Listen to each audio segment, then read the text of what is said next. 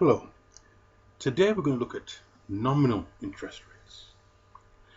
Now, we will often encounter rates in the form of something like 15% per annum compounded monthly. Such a rate is called a nominal interest rate. Formally, a nominal interest rate is the value of the form R of type interest per Y emly. Yes? Now, suppose that y is equal to p times m. Then given effective rate j, which is a type interest emly, we may obtain nominal rate from p of j, from which nominal rate p of j, where from p of j is defined by j times p. So the thing I want you to note is that a nominal interest rate basically has two things coming after the interest, the word interest, the per y and emly. So in our last example, it was 15% per year compounded monthly. So that would be, this would be 0.015, then per year, and then it would be monthly. Okay. So in this case, y is year and m is month. Now, given a nominal rate r, yes, we may obtain an effective rate 2 of p of r, which is given by 2 of p of r equals r over p.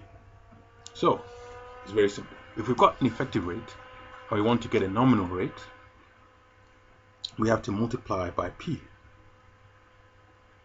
Whereas if we've got a nominal rate and we wish to get the get a effective rate, we will divide by p. However, I do want you to note something. Notice that given an emly interest rate, effective interest rate, from will give us a per y emly interest rate. Notice that it won't give us a per m yly interest rate. Yeah? So you might say, well, what if we wanted to get a per m yly interest rate? And the answer, we'll take a look at that in a future video. But I will say that after this video, you will actually have all the tools to do that. So you can think of that as a little exercise for you to try before we come across the answer later on. But the key thing to notice here is the types. If we have interest emly, then from will give us per y emly. Yeah? And if we have interest per y emly, then 2 will give us an interest emly. Okay, again, 2 gives it emly, it won't give us interest yly. And again, I'll say that after this video, you actually have enough. If you wanted to get it, and if you have an interest per y emly and you wanted to get an interest yly, do have enough. We have after this video, you'll have enough tools to do that yourself, and you might want to again do that as an exercise before we look at how to do that in a future video. All right, let's make everything concrete with an example. The formula rates of interest per annum quoted in the financial press for local authority deposits on a particular day are as follows. For a term of 1 day, the nominal rate of interest is 11.75%. For 2 days, it's 11 5/8. For 7 days, it's 11 1/2. For 1 month, it's 11 3/8. For 3 months, it's 11 1/4. Find the accumulation of an investment at this time of £1,000 for 1 week. So if we invest £1,000 1 week, what will we have at the end of the week? And this is just, I didn't make up this question. This comes from the book by McCutcheon Scott on financial mathematics. Just to give the credit where credit is due. Now, the accumulation of investment at this time of 1,000 for 1 week is simple. It's this expression. reap of fact of j of 1/1000, where j is the weekly effective rate of interest. So the question is, what's the effective rate of interest?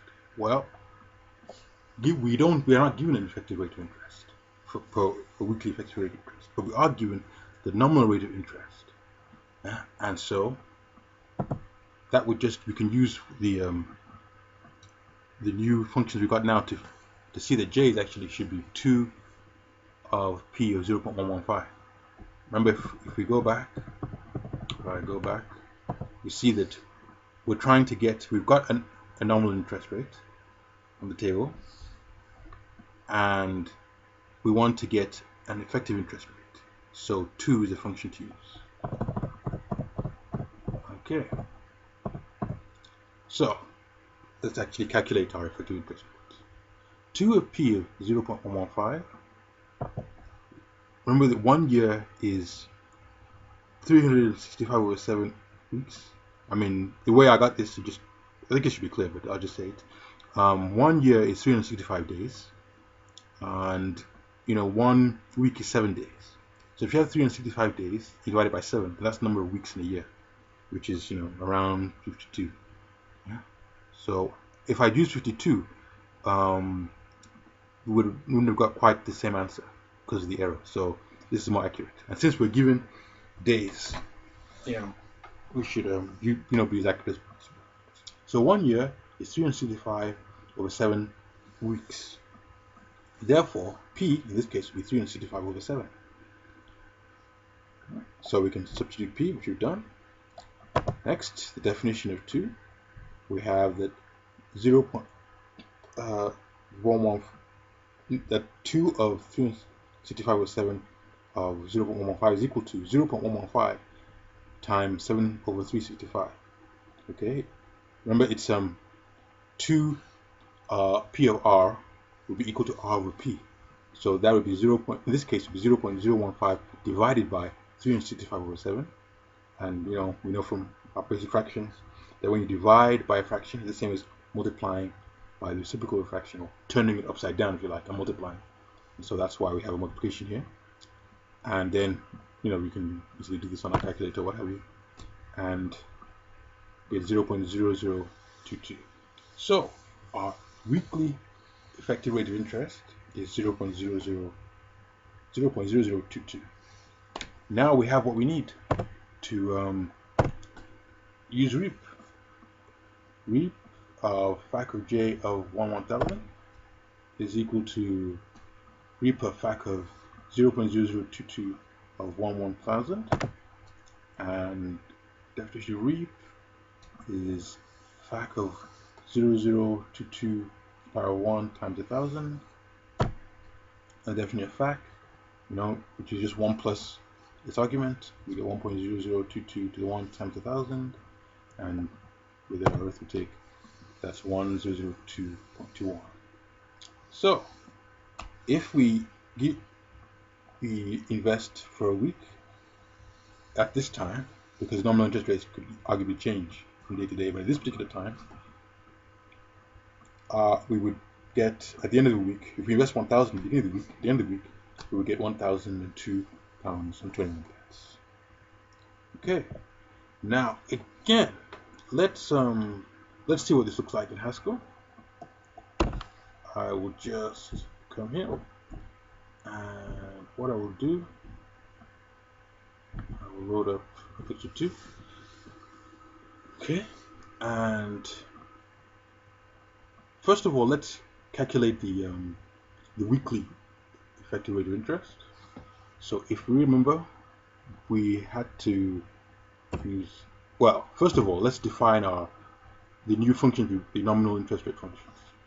In this case, we have let 2p, well, we'll do from as well, even though we didn't use from in this one, we use let from pi equals I times p. So given a Emily effective interest rate I, this will give us a from of p of I would give us a per y compounded Emily nominal interest rate. and remember 2p r equals r equals p. Yeah, that's to convert from a nominal interest rate to an effective interest rate. Okay, now remember our example. We had a nominal interest rate of 11.5, and we were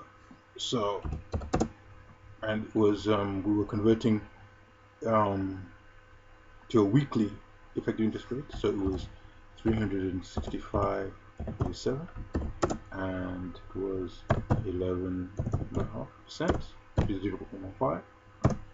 And there you see that's our 0.0022.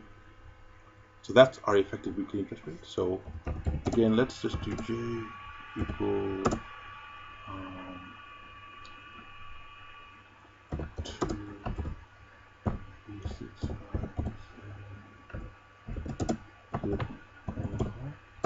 okay. And now all we need to do is to use REAP to find out what our accumulated amount should be. So that's REAP J. It was 1 week and it was 1,000, and we get 102.205, which is about 0.21. Okay, which is what we got before. That's good. Well, thank you for watching. Next time we'll have a look at a concept that's due to interest, and that's discount. But until then, goodbye and God bless.